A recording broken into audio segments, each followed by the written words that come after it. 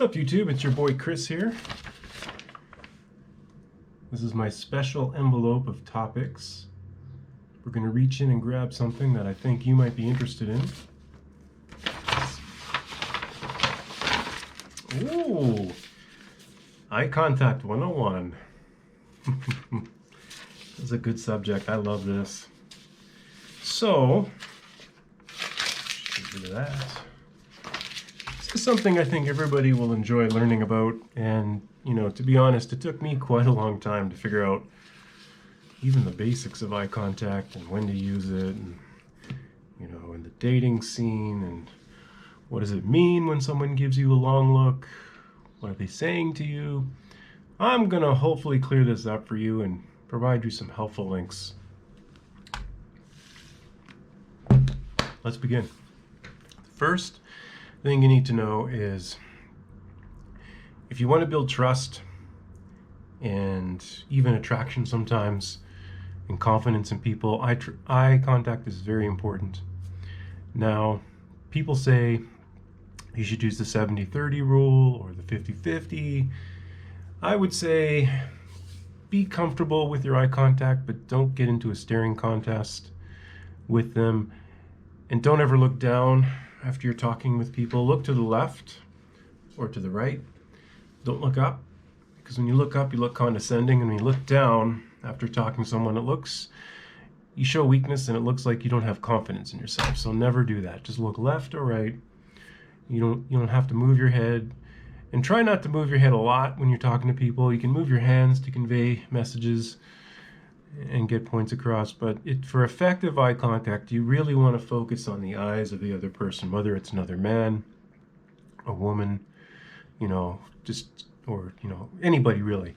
Now, when you do actually look someone in the eyes, it's proven that it actually grabs the other person's attention. So in that moment, people describe it as being like a gray zone, like everything else disappears from around you, and you're just concentrating on, it's two people looking deep into their eyes, and it's quite an intimate act to do. And it's true, when you're actually engaged in eye contact with someone, it's a real personal one-on-one hidden message that only you and the other person share. Now, it can be camaraderie, respect, kindness, attraction, love, whatever. But it's proven that it triggers all these brain processes in that you're not aware about. And it gives you a little bit of self-consciousness, because then you're thinking, wow, how do I look? This person's really looking at me in the eyes. What does this all mean?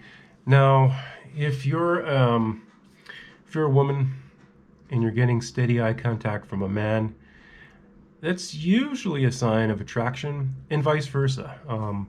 If a woman's giving you long eye contact, and this doesn't mean a staring contest, usually it's like probably 4 to 5 seconds, just a few seconds longer than normal eye contact, and then you'll notice, you'll feel something within yourself. You're like, oh, this person is looking longer at me. And then you start thinking, what are they thinking about?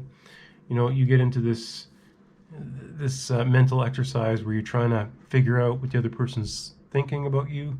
So it's quite exciting when that happens to you. It's interesting, to say the least. It's flattering. It gets into very interesting areas when it's people that you know for a while, and they suddenly start looking at you like this. So it's quite fun. But be careful. If you suddenly start applying a lot of eye contact to someone, they may think that you like them, or if that's not your intention of building trust, I would just make it clear to them that we're just friends. I'm not looking for anything more. But that's the first sign that really someone is showing interest in you, especially from men. When they're showing interest, is, I know when I'm interested in somebody, I definitely will hold their gaze longer. I will look into her eyes and just establish that longer look. And it's really effective. People do respond back. They will actually engage in a long stare back at you. It's quite intoxicating and exciting. Now, Another thing to be aware of is some people do not like extended eye contact. So if you find people avoiding your gaze or turning around right away, don't try to re-engage them with eye contact. Let them come back to you, and if they do engage in a little bit more eye contact, that's great. But if they don't force it on anybody that doesn't want it. It can be harassment and kind of creepy if you do this kind of thing. So you have to really weigh the situation, where you're at, who are you doing eye contact with. I think from a psychological point of view, people start learning eye contact when they're about 6 years old, I think, when you're just a child. For me, though, I was really shy growing up, so it took me quite a long time to learn the value and use of eye contact in everyday life. So for me, being shy back in the past, I wouldn't really look people in the eyes. And when you don't look people in the eyes, it gives you a sign of being untrustworthy, not being able to be that person they can depend on. So it's very important to establish strong eye contact, not domineering eye contact. There are other ways that you can generate. There's other stare, or when you look at someone's eyes, you don't have to look into one or the other eye. You can also do what's called a power stare, and that's instead of looking at one or either of the eyes, you look at the center of the forehead. Now this kind of stare kind of looks like this. I would never do this with someone who's a superior with you, because it shows you're just challenging them. You want to actually have strong eye contact, but don't try to intimidate people with it. It's quite effective if you want to try to get someone to back down. If you're coming up to a fight, you're like amped up. A lot of people will just back right down when they see you're serious like that. Or it just depends on the situation. Eye contact is really, really fun to work on. You could be outside at a grocery store, and then you'll notice that someone looks at you a few times, and that's a clear sign that someone found you interesting. That doesn't mean that they want to date you or anything like that, but it gives you a good understanding of how basic body language works. Now, don't take a single sign from anybody that they like you. It's an addition of other signs. So if they give you a compliment on your clothing, or if they like your choice of music, or if they also touch you indirectly, or if they get close to you proximity wise, or if they start sharing personal information about themselves, or if they start asking a lot of questions about you, if they start